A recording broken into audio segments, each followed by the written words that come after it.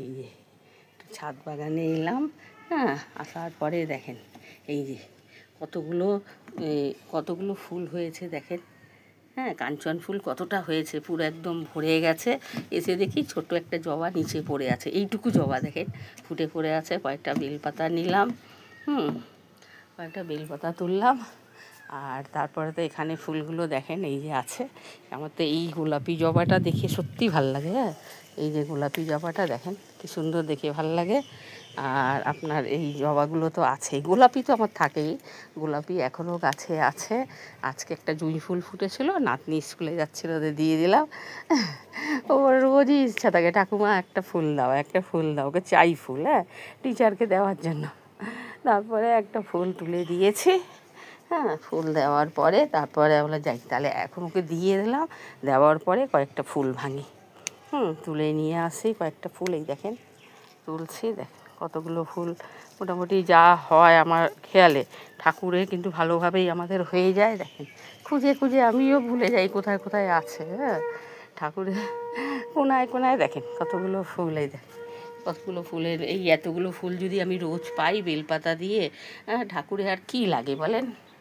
আসল তো আমাদের এই শিব ঠাকুরের জন্য সাদা ফুল আছে, তার জন্য অসুবিধা নেই, মোটামুটি সবই হয়ে যায়। হ্যাঁ, আর তারপরে দেখেন এই যে ঝিঙে গাছগুলো সব কেটে দিয়েছি।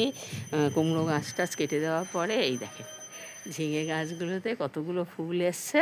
তার মধ্যে সবগুলো দেখাতে পারছি না, ছোটো ছোটো অনেকগুলো আছে, এই একটাই দেখালাম।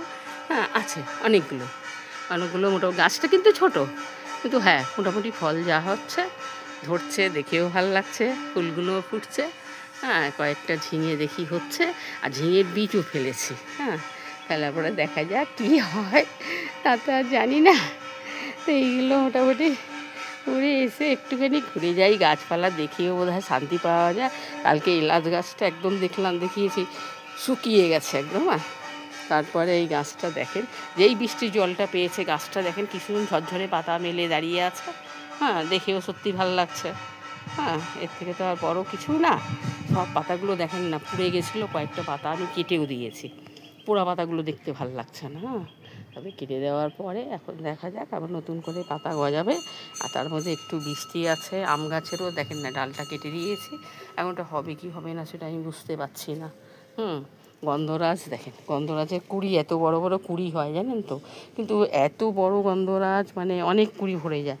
দেখেন ছোট করে কুঁড়ি আসছে, কিন্তু ফুল ফোটে না, কেন ফোটে না আমি নিজেই জানি না। কিছু মানে পেলাম না। এই রাগের মাথায় কী করি, তখন ফুলটা ফোটে না, গাছপালা নিয়ে দৌড় কেটে কেটে দিয়ে ফেলে দিই, এই নিয়ে